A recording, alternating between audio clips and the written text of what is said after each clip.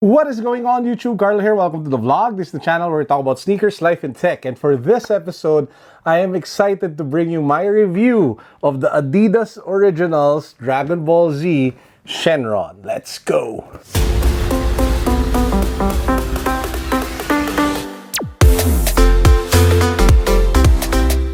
If you guys haven't subscribed to the channel yet, please make sure that you do so because we are about to announce a new giveaway this coming Tuesday. So make sure that you're subscribed, make sure that you follow me on Instagram, and you hit the notification bell. Go! To those who've been following this channel for a while now, you guys know that I've been collecting two sets of sneakers. The first one is the Off-White OG 10 of which you see at my back. And the next is the Dragon Ball Z Adidas Originals set. I'm collecting the Adidas Originals Dragon Ball Z set because I'm a huge fan of the anime. I watched it since I was a kid, and it's really one of my favorite all-time animes. It's a fusion of me being a geek and my love for sneakers put together. And that's why I really needed to get all the sneakers. Now, it took a trip to Japan to be able to complete it because the last two sneakers didn't come out where I live, here in the Philippines. So I had to fly out to Japan to be able to cop the last two pairs. And it was so worth it. Guys, this is it. This is the Adidas Originals Dragon Ball Z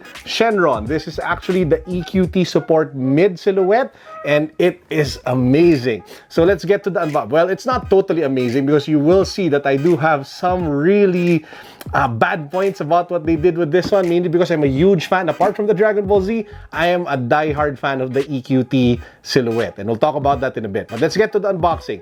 So as you guys can see, it comes in the familiar black Adidas Originals box. You have the Adidas Originals logo up front with the Dragon Ball Z logo. You have Shenron with the starred ball, the 7-star ball along the side of the sneaker, of the box.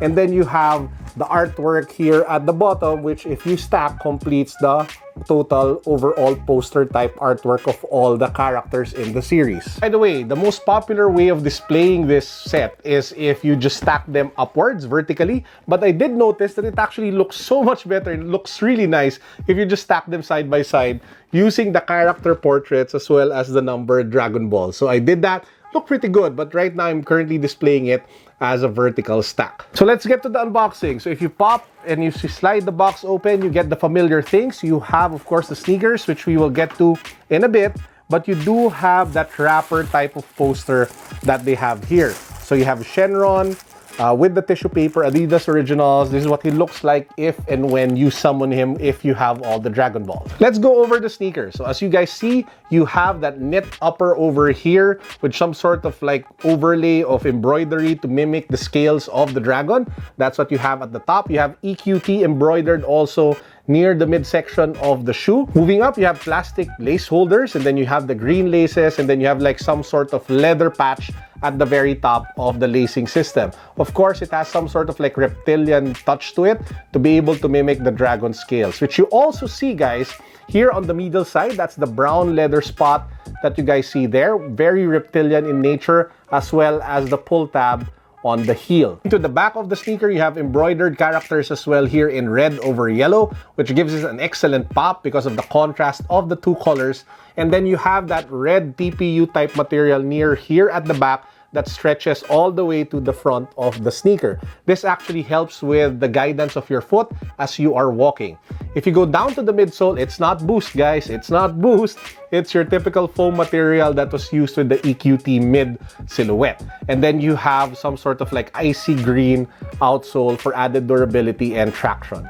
It's not all good points though. Please keep watching until the very end because I will share with you guys my main complaint of the sneaker. So make sure that you finish the video, especially if you're a subscriber. So how is the sneaker on feet? Well, it is your typical EQT mid without Boost. And that's, in a word, disappointing. Because if you have been used to like the EQT models and you have a bunch, let me just get them. If you are used to the EQT models that have Boost, you will know and you will discover that they are some of the most comfortable sneakers that you can ever have on your feet.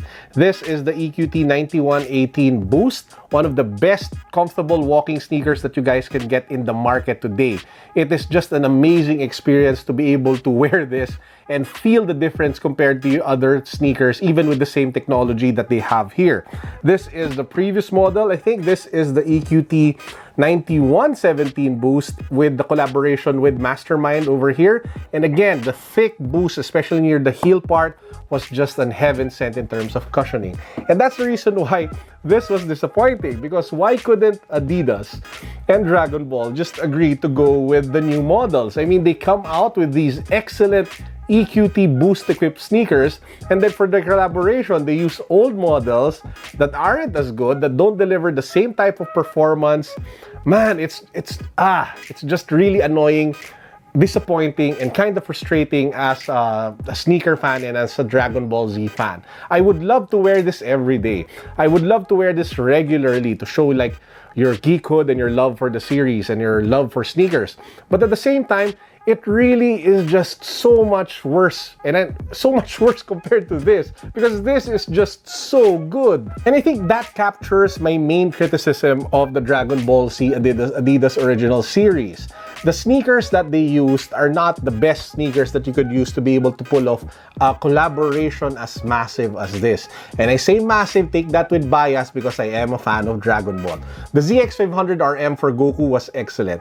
In a way, I can forgive the Ultra Tech that was used for Vegeta because it was pretty comfortable despite it not having boost. I can understand the Profeer, it was new. I can understand the Commanda, it was new. I can understand the D-Up, well, not really, because that sneaker is just so polarizing. But yeah, I can kind of understand it. But what I really couldn't wrap my head around was the models that they used for the EQT. They could have used the boost material and could have finished it with a bang. Instead, you get a dated model with this one, which again kind of sucks if you ask me. They could have done so much better if they used the boost models. They could, if they couldn't afford the 9118 boost silhouette, maybe they could have gotten like a year back and went with the 9117. I mean, it's still super comfortable. This is one of my daily beaters for the longest time, and it was something that I love to rock on the daily. But man, I can't say the same for this one. I've been wearing it for a couple of days now, and it's really not the same. You can feel the difference, and that's a bit disappointing if you ask me. As the days went by, as the new sneakers got out, there really wasn't something awesome, super awesome to look forward to, because you didn't have a boost equipped, a power boost equipped model at the very end of the series. I mean, the hype kind of died down a bit after Goku, picked up a bit when Vegeta came out, and then after that, you really wanted just to complete the set for the sake of completing it, but not because you are so looking forward to an amazing sneaker, which could have been the case, guys. Adidas could have been the case if they used the boost silhouette. But the good thing is that leaves the door open. Hopefully in the future, we will see more collaborations with Dragon Ball. Who knows, maybe we get to see like a Dragon Ball Z Adidas Originals Broly Ultra Boost. That would be so kick-ass. Or another type of character that they can pair with the more recent models, boost-equipped models of the Adidas Originals line. Crossing my fingers, hoping for the best for that one. A few more things to wrap up the review in terms of sizing. I'd suggest you guys go down half a size for this particular model. I got this at 11.5 because when I fit the 12, it was just so long. So I decided to go half a size up, and it worked pretty well. So that's on the sizing side. On the pricing, I got this for 20,000 yen in Japan, roughly 10,000 pesos or $200. It's a bit more expensive compared to the local SRP here in the Philippines, because when it was supposed to come out locally, it was supposed to come out for 8,000 pesos or roughly $80. No, sorry, $160. But since it didn't get a massive wide-scale release locally, I had to fly to Japan to be able to pick one up at a more expensive price point. So yeah, guys, that's actually it for my review of the Adidas Originals EQT Dragon Ball Z Shenron. I will be doing a review of the limited edition version of this, the one in black. So watch out for that in the coming days ahead. Also, I did a collaboration with fellow sneaker YouTuber Fresh on the entire set, on the entire Dragon Ball series. So guys, watch out for that video when it drops later this week. I keep looking at this sneaker and I keep hoping that they should have just done this. So annoying. Anyway, if you guys haven't watched my playlist yet of the Adidas Originals Dragon Ball Z reviews, I will put a link down below. Watch it, check it out. It should be awesome. Make sure that you guys binge watch it so you catch up on my reviews on the series. So yeah, that's it for now. Peace, God bless. What's up? Boom.